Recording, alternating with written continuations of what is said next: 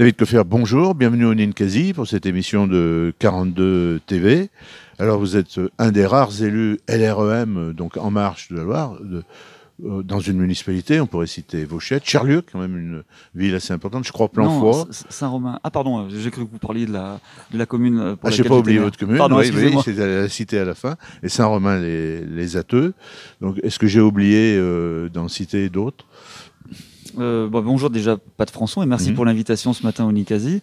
Non, je crois que vous avez fait le tour. Après, on a aussi des maires qui sont proches de nous, de la majorité présidentielle, qui sont pas forcément étiquetés comme République En Marche, mais effectivement, nous avons récemment, il y a eu l'adjoint aux finances de Roanne qui exactement, a dit ce qui lui a valu d'ailleurs quelques petits ennuis avec le maire actuel de Roanne. Oui. Tout à fait, oui.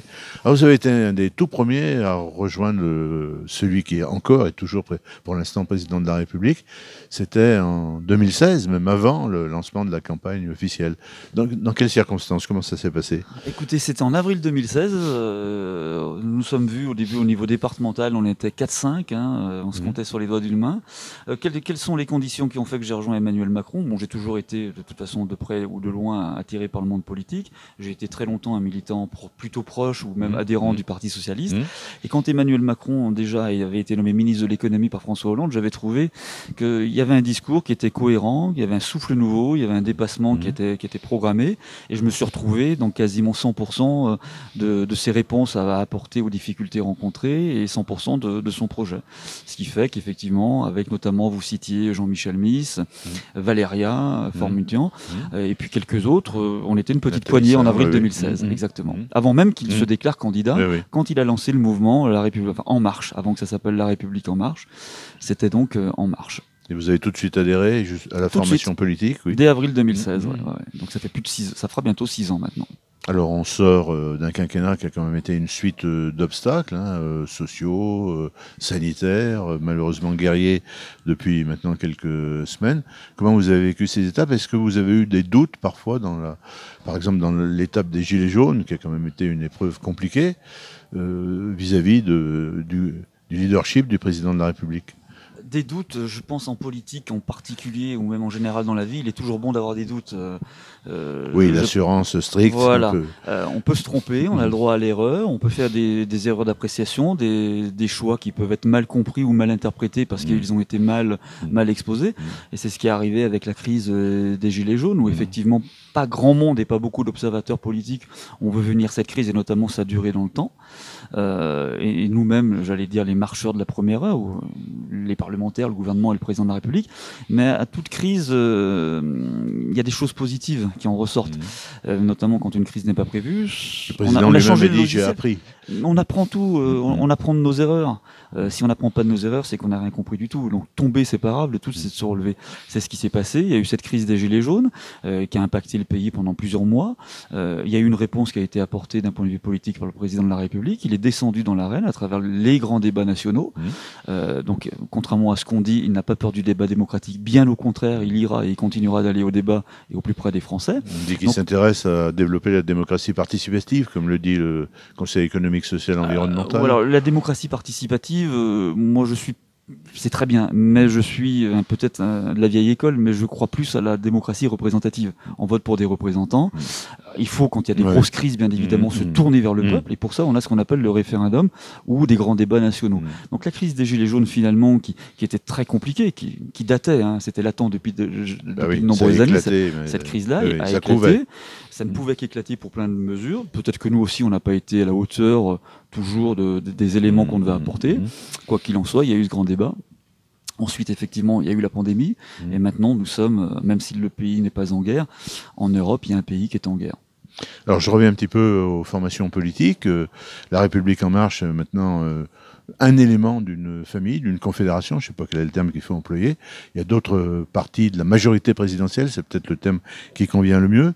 Comment sont structurées, comment se coordonnent ces différentes familles qui seront peut-être en compétition quand même dans l'étape des législatives qui suivra naturellement les présidentielles? Actuellement, nous travaillons donc Alors, on va d'abord commencer par la présidentielle. On va déjà commencer par la présidentielle, parce que la présidentielle, ce qui est très important, c'est le 10 et le 24 avril. Déjà, la première des choses, moi je lance un appel à tous les électeurs de se déplacer pour aller voter, quel que soit leur choix. Oui, parce qu'on dit, quand il y a de très bons sondages comme ça, oh, mais comme il va être élu, je reste à la maison. Je n'aime pas les très bons sondages. Je vais vous dire pourquoi je n'aime pas les très bons sondages, parce que moi-même, pour avoir été candidat aux législatives dans la 4e circonscription en 2017, il y avait des sondages en sous-main qui circulaient, qui me donnaient largement gagnant. Au résultat des courses, j'ai perdu de peu, mais j'ai perdu. Donc je me méfie énormément des sondages. Il reste un mois de campagne avant le premier tour, un mois et demi avant le second tour. Réussissons le 10 avril pour réussir le 24 avril, mais pour cela, il faut se mobiliser. Donc déjà, l'ensemble des électeurs d'aller voter, et nous, majorité présidentielle, de bien faire comprendre, et c'est pour ça que nous faisons une campagne de proximité. Rien n'est écrit, rien n'est gagné, rien n'est acquis. Mobilisation, mobilisation, mobilisation. Pour répondre à votre question de la majorité présidentielle, il y a une ossature principale qui est La République En Marche, dont dans la Loire je suis le référent, et au niveau de la majorité présidentielle, je suis pour le candidat Macron le correspondant départemental. D'accord. Donc autour, j'allais dire, de ma petite personne, il y a Horizon, bien évidemment, il y a Agir, il y a En Commun, il y a Territoire de Progrès, il y a le Modem et il y a le Parti Radical. C'est peut-être un peu compliqué pour le citoyen lambda d'identifier ces différentes familles et de savoir comment elles sont unies et justement, elles constituent une vraie famille. Alors, elles sont unies, c'est une vraie famille, et pour l'instant, on travaille à une seule chose, c'est faire en sorte que le président qui est maintenant candidat soit au plus haut, bien évidemment, le 10 avril, et soit réélu le 24 avril, et c'est le seul objectif, et c'est uniquement ce à quoi je m'emploie au quotidien dans mon activité politique. Alors, sur le Progrès droit, on a vu qu'il y avait un comité local. Comment ça se structure? Il y a des comités locaux de soutien au président de la République qui sont en train de se mettre en place Alors, à deux niveaux. Il y a de la part des élus, il y a 4 comités de soutien qui ont été créés dans la Loire. Oui. Vous en avez 2 sur Roanne, donc un qui a été créé par Bruno Bertelier, un par Salim Boudjela, et puis dans le Loire-Sud, un par Éric Berlivet pour tout ce qui est Saint-Étienne Métropole, et me concernant moi pour tout ce qui est Pila, Ondaine, Forêt. Ça, ce sont pour les élus. Et vous en assurez la coordination. Et j'en assure la coordination, et de même, au même titre, on a une équipe de cadres de campagne départementale. Nous sommes une vingtaine, répartis par zone, avec un responsable mobilisation, de la première de circonscription, au niveau des circonscriptions, un responsable logistique, un responsable communication. On est sur le pied de guerre pour la campagne déjà depuis le mois de septembre 2021. Avec un slogan très simple, tous ensemble. Avec vous, voilà. Avec vous. Oui. Voilà, avec vous. Alors, on sait que cette campagne se déroule notamment pour le président de la République dans des conditions extrêmement compliquées. Hein. Il a déclaré sa candidature au tout dernier moment. Il est évidemment très naturellement accaparé par la situation internationale, au point qu'il a dû annuler un certain nombre de meetings, sans parler de meetings avec le chef de l'État. Est-ce que vous avez prévu des réunions publiques, des réunions où une personnalité, on va dire de la Macronie, puisse s'adresser à des électeurs? Il y a 2 actions qui sont en cours. Il y a déjà les actions qu'on mène de terrain, au plus proche des territoires, au plus proche du terrain, depuis des mois et des mois. Donc à travers des actions, bien évidemment, de présence sur les marchés. On fait aussi beaucoup de porte-à-porte. On fait aussi beaucoup de boitage, et notamment dans des zones pas forcément qu'urbaines, dans les zones périurbaines ou dans les zones rurales. Ça, c'est le travail de fourmi qui ne se voit pas beaucoup, mais extrêmement important.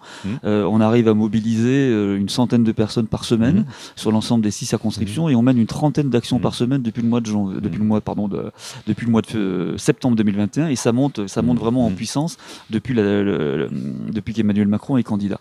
Et puis en parallèle de cela, bien évidemment, il est prévu, mais je ne peux pas encore le dévoiler, certainement 1 ou 2 réunions publiques dans le département de la Loire, en fonction bien évidemment des têtes d'affiche que nous pourrons accueillir. Mais ce qui nous importe surtout, c'est d'être présent au quotidien, au plus proche de nos compatriotes. Alors vous avez cité effectivement, et ça le rappelle à l'opinion publique et à nos auditeurs, téléspectateurs, 6 circonscriptions législatives dans le département. Là, vous êtes présent dans 4 d'entre elles. Hein. Les oppositions sont présentes dans 2 circonscriptions, un ex-parti socialiste et un responsable LR. Comment ça se présente? On va peut-être commencer par la 3e circonscription, avec une personnalité d'origine ukrainienne qui a dit ne pas se représenter. Pourtant, j'entends dire que maintenant, elle est très connue médiatiquement, au très bon sens du terme, hein, pas gratuitement. Est-ce qu'elle devrait revenir sur cette décision d'arrêter, ou est-ce que... J'ai pas à me prononcer, moi, sur la décision que Valéria avait prise. Nous en avions parlé ensemble, mais je voudrais déjà saluer le travail remarquable qu'elle a fait. Et j'espère qu'elle continuera à faire au niveau de sa circonscription, que ce soit à Paris ou dans sa circonscription, et qui plus est actuellement au niveau du travail qu'elle apporte, de sa connaissance du terrain. Elle est née en Ukraine, elle est arrivée en France, elle avait 6 ans. Et puis je ne serai pas d'une très grande objectivité, parce qu'au fil du temps, nous entendons très bien et c'est devenu une amie. Donc effectivement, peut-être que les choses peuvent évoluer différemment, mais quoi qu'il en soit, ça aurait été une grande parlementaire. Alors, il y en a 3 autres sortants. Vous-même, est-ce que vous allez être candidat dans la 4e circonscription? Actuellement, je me concentre uniquement, et la majorité présidentielle, sur le 10 et le 24 avril. Le 25 avril, une autre séance débutera de la vie politique. Mais déjà, gagnons l'élection présidentielle, faisons en sorte que le président soit réélu. Présider, c'est bien, gouverner, c'est mieux. Donc, il faudra automatiquement une majorité présidentielle au nouveau président qui, je l'espère, fera un 2e quinquennat. Et quoi qu'il en soit, il y aura 6 candidats ou candidates dans les 6 circonscriptions de la Loire, étiquetée majorité présidentielle. Pour clore cet entretien, est-ce qu'il y a par exemple une page Facebook du comité que vous présidez sur le plan départemental?